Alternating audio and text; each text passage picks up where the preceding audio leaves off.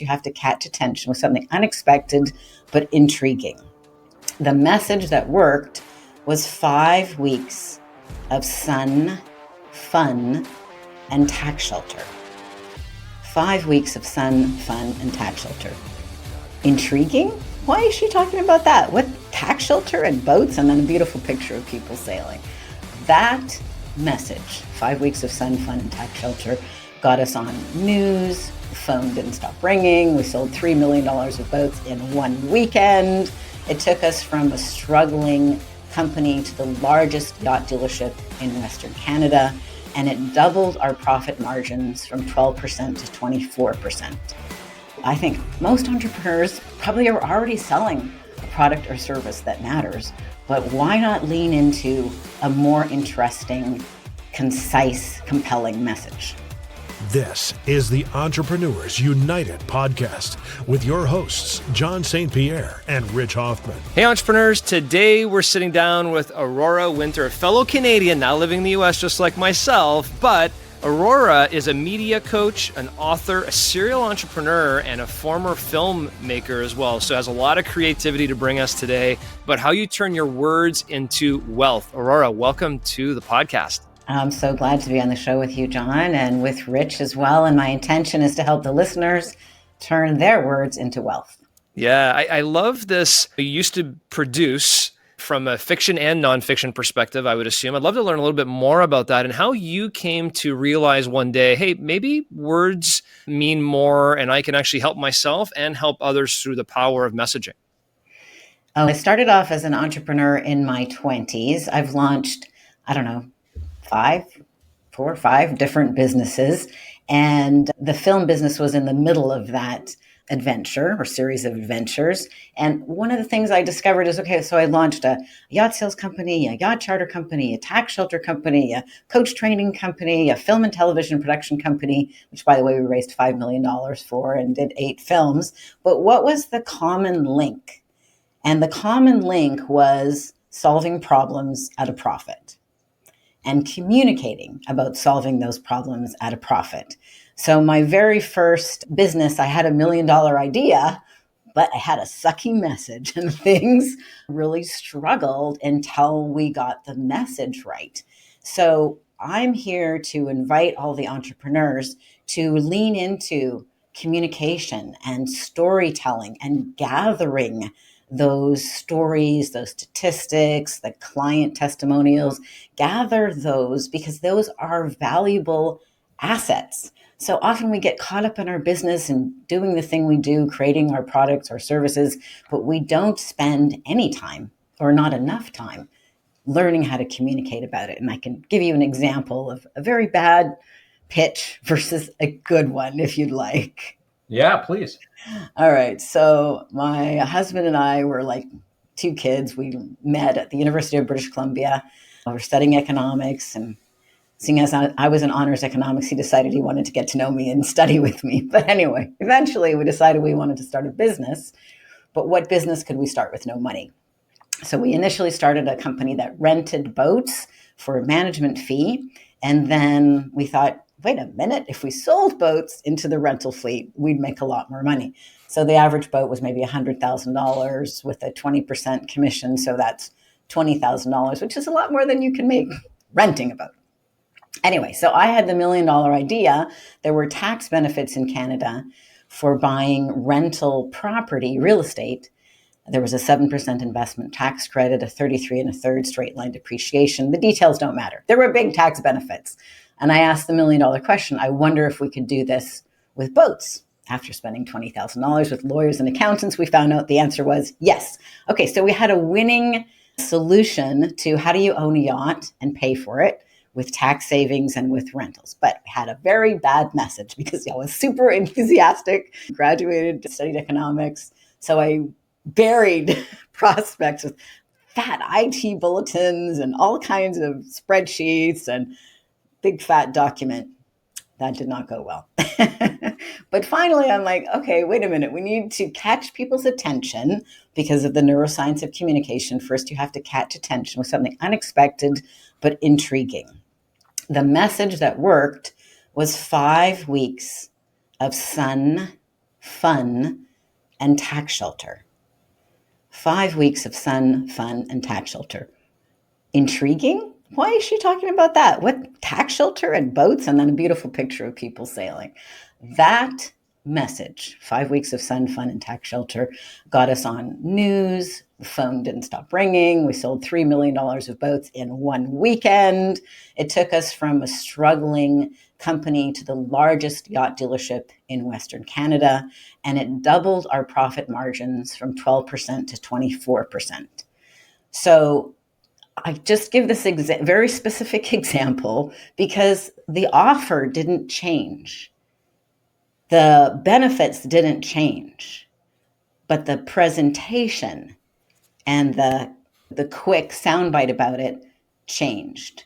So I think most entrepreneurs probably are already selling a product or service that matters, but why not lean into a more interesting, concise, compelling message?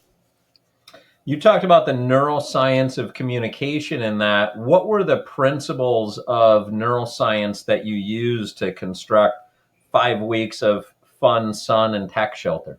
I didn't know as much about neuroscience when I crafted that message as I do now. I've studied neuroscience. That was one of the elements in the MBA that I took in 2015. So neuroscience has the three elements.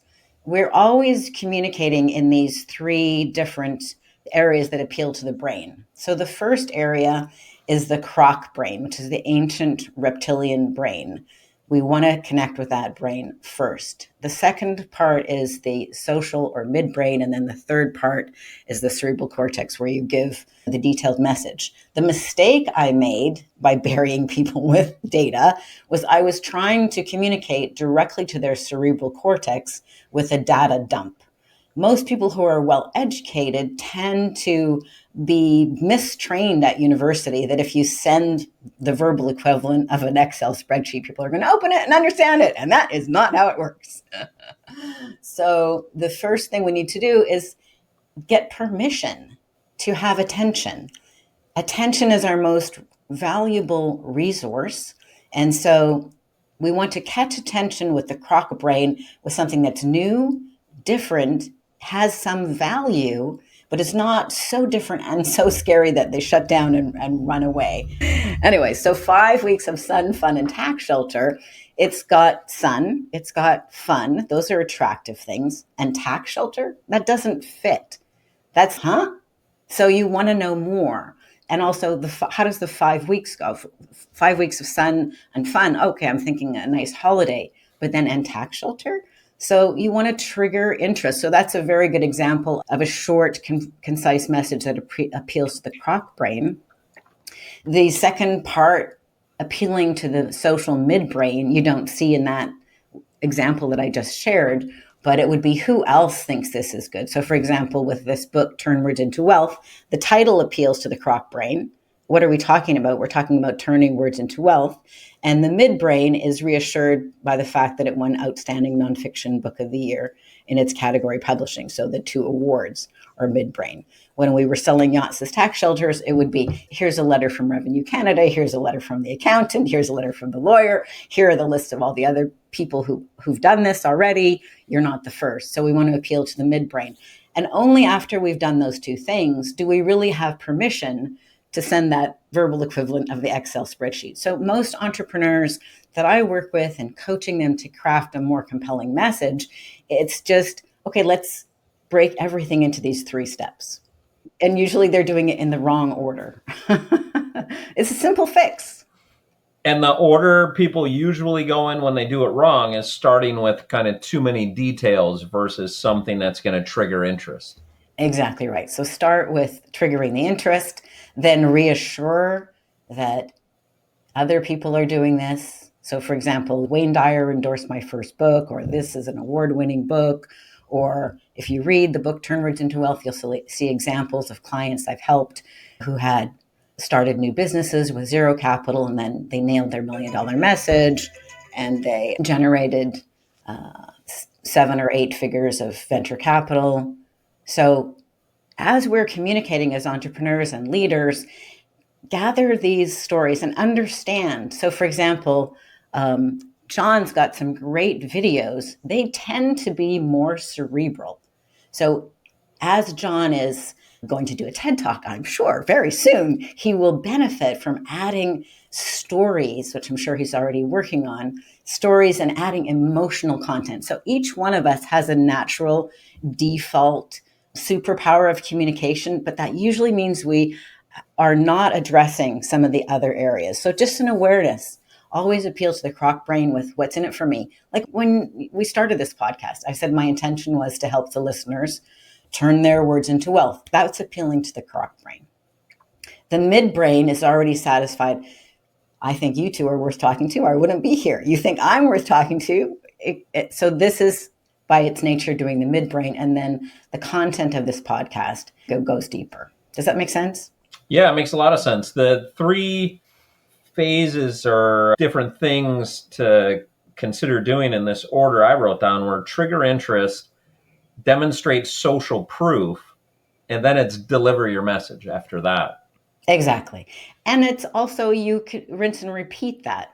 So maybe you have 20 minutes to give a TED talk. You would, John, when he gives his talk, he would start off with a triggering interest, then he would give some social proof. But then the 18 more minutes wouldn't all be content. You would have for every 5-minute segment, for example, he would do it again. Okay. And you had talked about stories and emotional content. Can you give us to start with, the 101 class on storytelling, and what components should someone think about when they're telling a story, and in what order? Yeah. Okay. Love that you asked this. So my background as a film and television executive producer and award-winning screenwriter makes me invite people to just look at movies or books and use those same components. So underneath effective communication, there's a structure. Books have a certain structure. A screenplay structure is very specific. There's a certain length. You've got to have the turning point of Act 1, the midpoint of Act 2, the turning point of Act 3. It's very specific structure. So what I love to help people is to understand the hidden structure behind effective communication. So there are many different structures, but one that most people are very familiar with is the hero's journey. So the hero's journey story structure is in most movies. So it's very familiar, but you can construct your signature story or the stories of the clients that you help by using the hero's journey story structure. There's other structures we could also get into in just a moment. So for example, the hero's journey starts with, either it can start high and then crash, and then there's 3 points of struggle, and then there's a turning point, and then things go up again. So it's like an upside down top hat, so to speak. So for example, my hero's journey could be one of them, because we all have multiple. I was newly married. I had a beautiful 4-year-old son who was healthy and happy. I had launched with my husband a multi-million-dollar business. Things were good. We bought our dream home on the lake and a ski resort in Whistler. And then my 33-year-old husband dropped dead in front of me. That's the crash. I struggled for years. I was unhappy and I didn't see any way out of this. I had no job, no husband, no business. And yet I had this little 4-year-old looking up at me with such trust. I went to grief recovery groups at church. That didn't really help me. I worked out like a maniac. That would have been good if I was going for the Olympics. And I read every self-help book I could get my hands on. But until I really discovered the recipe for going from heartbreak to happiness, I struggled. But once I did discover the 9 different steps that helped me, then my life turned around and I'm happy and successful and my son is thriving. And I now like to share some of those happiness secrets with other people so that no matter what stress they're dealing with, they too can transcend it and become happier than they've ever been. That's an example of a hero's journey. You could really feel the sharp drop at the beginning. And then there were some points of struggle. If there's no struggle, there's no hero. Then there's a turning point. That's like where the hero discovers the Holy Grail. Once the hero, that's the turning point. So whatever you're selling is the Holy Grail. Whatever your product or service is selling is that turning point there. And then you don't stop there. The hero always brings the holy grail or the secret sauce or the solution back to society. So in that little quick example, I became happier. That's good. But the hero's journey, the hero always brings it back to the community. So I love to share with other people simple happiness hacks that can help them no matter what stress they're dealing with. That finishes off the hero's journey. So for each of you, I would challenge you to come up with for each of you and all the listeners, 3 different heroes' journeys that you could share. So another example would be I help people write books. For example, one of my clients, he had studied English, he loved writing, he'd written already 2 manuscripts but hadn't published them, and he was very busy as a litigation attorney. He didn't see how he was ever going to become a published author or how he was going to ever stop being a very well paid lawyer, but not doing his heart's content. So he tried writing by himself. He tried attending speakers groups. He tried this, he tried that, but nothing really worked until he decided to commit to his dreams and work with me. And so after working with me, and we're still working together, he published his first award-winning book, which is called Confessions of an Accidental Lawyer. It's got over 3,000 reviews on Amazon. It's got a lot of people love it. And now we're working on 9 more legal thrillers. One of them just came out. It's called Jake Fox Ties That Blind. And it's got fantastic reviews, and he's busy working on the next book. That's another example of a hero's journey story structure. I just told you the true story of one of my clients, Michael Stockham. When you know the structure, you can apply it to anything. So it goes high, there's a high and then a crash, 3 points of struggle, turning point, and then what was the name you used for the part where it gets expanded with others? I forget what I said a minute ago, but basically I was talking about in a hero's journey, he always brings the Holy Grail back to the community and helps others. So if I'd really done that more thoroughly for my client's story, I would expand upon these books are inspiring other people to become authors, or other people, like thousands of people. I think 50,000 people have read his books now. And he's touched them and given them great entertainment, and he's on the way to becoming the next John Grisham. So that would be another example. You don't have to start high. You can start low. Tony Robbins' signature story starts low. He starts with something along the lines of, excuse me, Tony Robbins, if I don't say it exactly right. He was living in a studio that didn't even have a kitchen. He had to wash his dishes in the bathtub. He was living with a woman that he wasn't in love with just because he couldn't afford the rent. And one day he came home to this pathetic little place, and there was an eviction notice on the door. He rips off the eviction notice, enters, flicks on the light. Lights don't turn on because he hasn't paid the electric bill. That is starting low, but it's still the hero's journey. So then he's struggling. He goes for a run on the beach. He's like frustrated. He's tried this thing. He's tried the other thing. But until he discovered what he sells, neuro-linguistic programming, his life sucked. But after he discovered neuro-linguistic programming, his life turned around. He lives in a castle. He's got several businesses that are making millions or billions. And he's helping other people embrace and leverage the power of neuro-linguistic programming. Okay, so now we have 3 examples of hero stories. 2 started high, 1 started low, but it's the same structure. It's a dramatic challenge. But then don't forget the challenge. Don't forget the struggle, because without a struggle, there is no hero. Yeah. And then whatever you're selling, whatever you're talking about is the turning point. Then you show how it has helped you, or Tony Robbins, or Michael Stockham. And then you put the icing on the cake, making it not just a personal story, but a hero story when they help others. So that would be an example. And I want to emphasize, like, great leaders like Steve Jobs. He practiced for 3 weeks before Apple launches. We all know how to talk, but in order to communicate effectively, we need both strategy and practice. We need to treat our stories like assets because they are intellectual property. They are assets that can double your profit margins, make you the largest in your industry, which I gave that example from one of the businesses my husband and I started.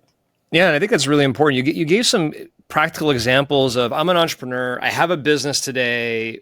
How does this apply to my business? And you provided that example with your business when you first started out and how you learned from business. And then from a leader perspective, there's also your hero's journey. So there could be your businesses. We talked, Rich, recently with David Kirkin about this whole perceived value and how to tell through stories what your customers have lived through and how your company has been the hero, not just you, but your products and services of what you do can actually walk through the same pathway for people.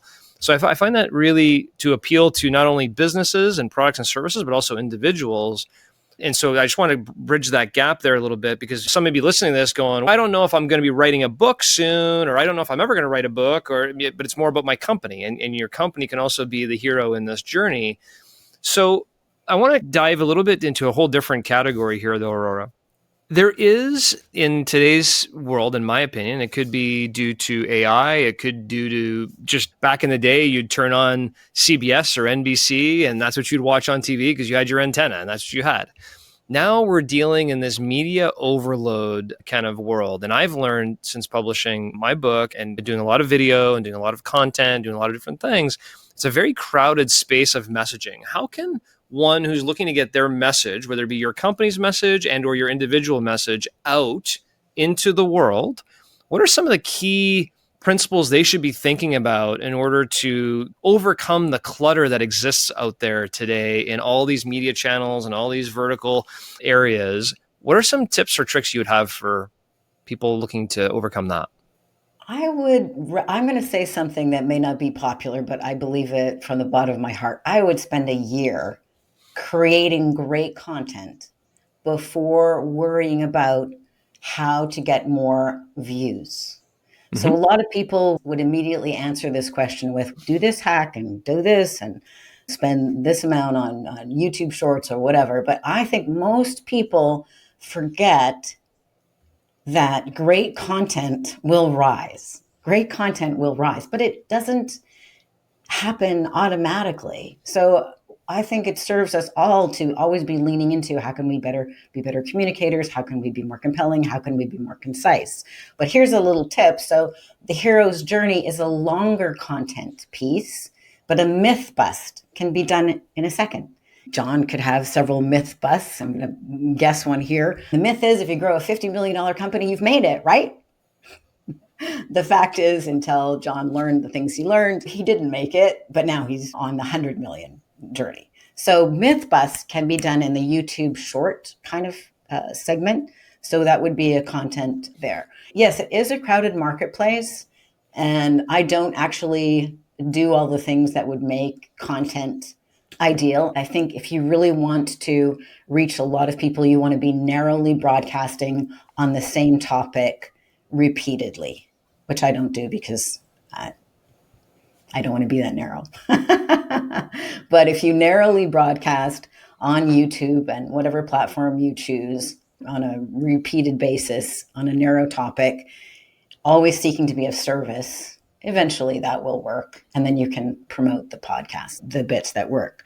So the other thing is, I think most people don't pay enough attention to what works. So for example, right now, my son has been doing Opus Clips. I see you're doing Opus Clips as well. So that's a nice little AI feature that'll take a video and pull out the short ones and add some text underneath it. But then the next step is look at, with organic reach only, maybe one little short, YouTube short gets 1,000 views and another one got 20. Learn from that. Why did that one get 1,000 views? Is it better content, or maybe it was just a better heading? So learn. I would invite people to stop worrying about getting 1 million followers and instead spend a year becoming a better communicator. And then you can start spending money on pushing your content out. Love that. Here's what I got from that. Just create great content. You said a year, and I would even stretch that and say, just keep creating great content in the search of providing from a service perspective, right? Just try and provide great content and keep refining your skill sets in communicating and messaging and storytelling as you go through that process. Narrowly broadcast on a topic repeatedly, if that's an area, the riches are in the niches, so to speak, that if you have a topic that hits home in a certain area, that's another opportunity. And then the last one was constant learning. And I think that's one that sometimes there's just a lot of content that goes out and you're not learning enough from researching how did that perform, how did it do, how was my message received, things like that. So that's what I got from that. I appreciate you sharing. And it's interesting because as we talk through today's conversation, I can easily go to an AI bot and get an answer to the spreadsheet question or all the data and information, but I'll have a hard time connecting to the story and the hero's journey of someone specifically, which really connected with me as you were going through that, which is today people can get whatever information they want. They can have the world's most powerful assistant by them at all times to give them all the cerebral cortex information they need. But what is going to pique the emotion and the energy of connection with people is really that the truth and the stories and the connective. I really appreciate you connecting those pieces for us. Aurora, there's a question I'd like to ask you, because I saw it in your book, but what's the worst piece of advice you've ever received? I forget which worst piece of advice that I put in my book, but I think the worst piece of advice that I mentioned in Turn Words into Wealth was when David Goggins was told if he self-published his book, he'd be lucky if he sold 5,000 copies. And he actually decided to self-publish his book or independently publish, and he worked with a ghostwriter whose name, so I guess it's not a ghost. And he sold 1 million books and 600,000 audiobooks in the first year. So he has a great story. Talk about a hero's journey. He has a lot of struggle at the beginning, and he's quite open about sharing the struggle. That's another thing I'd love entrepreneurs to lean into. I think so often we want people to see our successes, our bright, shiny personalities, how things are working out so well. But people connect to our challenges, to our authenticity. This is something that John does really well. He's quite open about sharing his challenges. And that is connecting. So that was one of the biggest things that I learned along my journey. I'm a Leo, so I always liked things to look good. And it was a learning process for me to understand that by being authentic, by sharing my challenges, that was a service to others and also actually made a better connection. So I don't know if that's the story that you were looking for, John. Feel free to share the one that you were thinking of. No, I was just curious what was the worst advice you had ever received, but I think you gave an example of somebody else and the worst advice they ever received. And I think it's relevant to maybe I think I had to flip that back around and I would say, what's going on in people's mind when they think about their messaging? And you challenged all of us, including Rich and I, which I will take on. What are our three different heroes' journeys? What are they? I think one of the biggest things that we see a lot is procrastination. I've done it myself. I could have started doing YouTube videos 3 years ago. I decided not to. Now I'm 3 years behind not creating great content and practicing and learning and developing and all those different types of things. So to your point on maybe this example you gave of self-publishing the book, oh, don't do that, it's not going to work. At the end of the day, just do. And never mind what the naysayers have to say. And I think that's a big important thing, Rich, I think you and I've talked about a lot too, which is sometimes we procrastinate through just paralysis analysis, right? Oh, how am I going to do it? And how's it going to work? And sometimes you just got to go do and not have the vulnerability to just do it, learn from it, grow from it, and continue to perfect your ability to tell a good story and connect with people. I'm a recovering perfectionist, so I know this one very well. But I really love to emphasize that entrepreneurs solve problems at a profit. So I've learned to notice problems with gratitude instead of annoyance. Because if I can solve that problem, perhaps I can solve it for others. So that's been my whole entrepreneurial journey, is solving problems at a profit. The other thing is, I would love to emphasize that we don't have to withhold. Like, you could give all the information that you have, and both of you, Rich and John, you have a wealth of information and assistance that can help other people. We don't need to withhold our very best messages, thinking that, oh, if I give the secret sauce away, I won't make money like Kentucky Fried Chicken did or Colonel Sanders did. But that's not true. Some people can only afford a book. Some people prefer just to watch YouTube videos and not invest in themselves. But those people who are running a 7 or 8 or 9-figure business are going to jump all over. Hey, come and do a mastermind with me and my team. I need that one-on-one attention, and I'm prepared to invest big bucks to get your personal help. So I'd love to invite everyone listening, do your best videos or your best audios or your best blog posts. You don't need to withhold. I've put all the information I could possibly think of into Turn Words into Wealth. And the result is this book brings me great clients that I really enjoy working with. Of the chapters in your book, Turn Words into Wealth, if you could recommend just one to every entrepreneur, let's say they've only got time to read one, what's the one chapter that you would say, this is the one? And then can you give us a little bit of a preview to it? Wow, that is a very good question. Oh my gosh. Okay. Oh, wow. I guess really I would have them read, if they only read one chapter, would be chapter 2, which is about your $1 million message. So the $1 million message, that gets into the meat of it, which is about what is your big idea? And I'm busting the myth that words don't matter. Words do matter. Words create wealth. Words attract your ideal client. And then I shared a story about the one I shared earlier about my terrible message with trying to skip directly to the cerebral cortex with the tax benefits.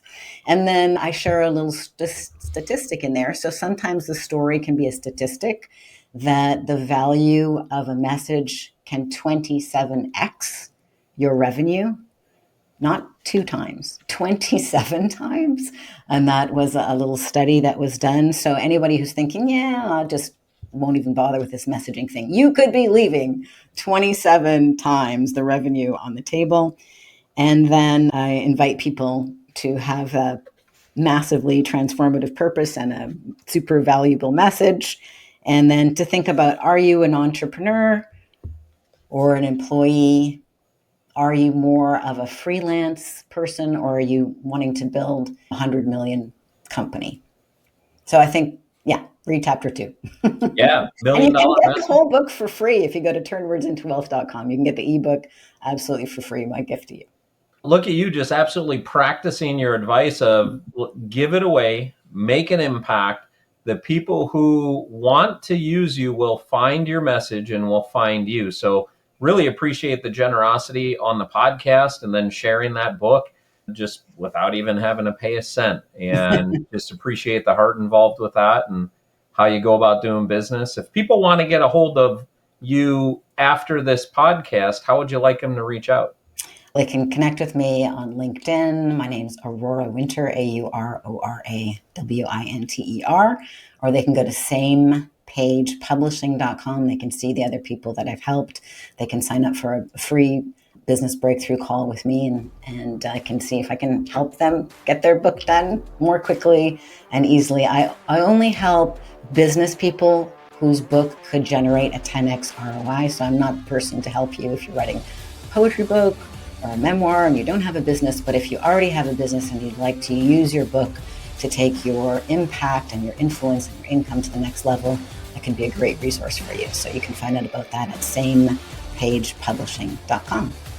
Thank you, Aurora. Thanks, Rich. Thanks, John. Thank you. Stay tuned as John and Rich unpack today's conversation. John, entrepreneurs solve problems at a profit. I feel like it's very simple to see in a coaching business like what we do, but that's in any business. If you have a product or a service, it's going to be successful if you're solving a problem. And entrepreneurs solve problems at a profit. I think that's just very simple and memorable. And there's no shame or embarrassment about it being at a profit. Yeah, as a matter of fact, I would argue if you're not doing it at a profit, you're not going to be solving problems for too long, or you're going to not be able to solve many problems. You can't expand and grow your influence to be able to help people across that.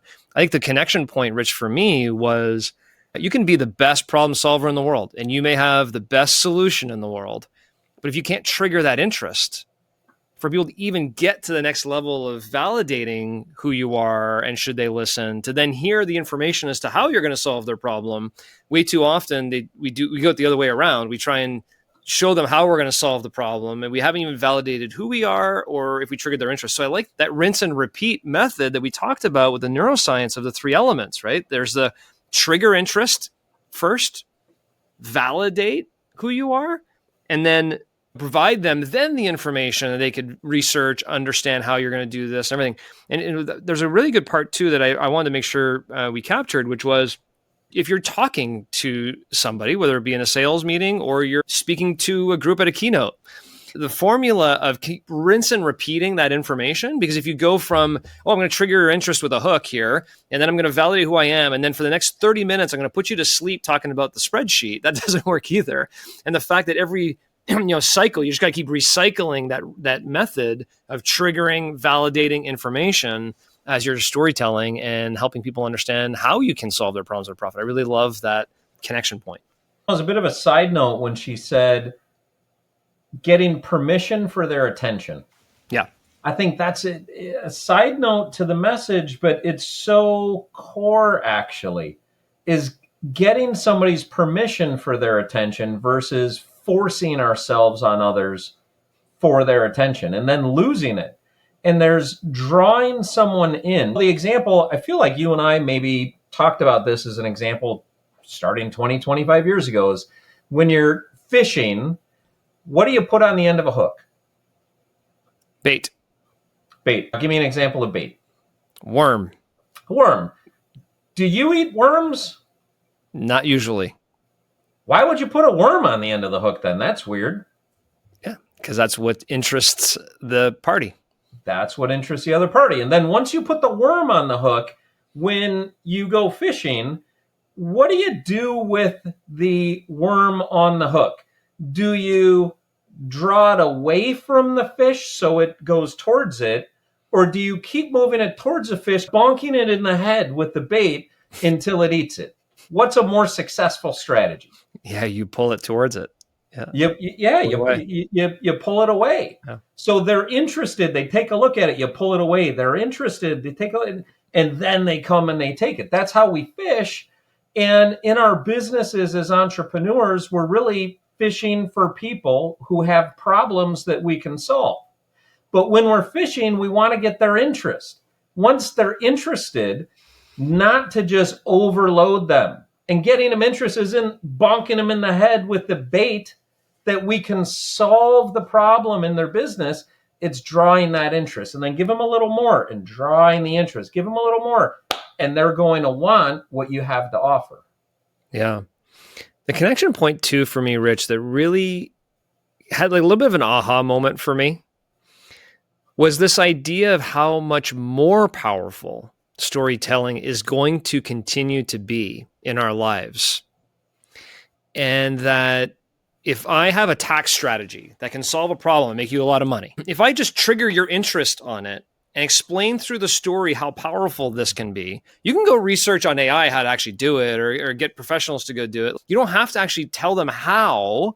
You have to pique the interest and validate why this is so important. And the whole storytelling, whether it be you're selling a product or service or a message, or you want to pique people's curiosity to research things in more depth, the power of storytelling, as powerful as it's been over our lives, I think it's going to become more and more powerful because even though AI can articulate with some emotion, you know that it's not a human, or it doesn't have a human element of it, I should say, right? And the hero's journey of crashing 3 times and then having some struggle points, crashing and having struggle 3 times and then having a turning point. And then the most important part is bring that holy grail back to the community. And I love that idea, even if you're selling a products or services, like here's an example of a company and here's what they did and here's how they struggled. And then our product came in and here's what they did. And now we're trying to help give that to other people to help them solve their solutions at a profit.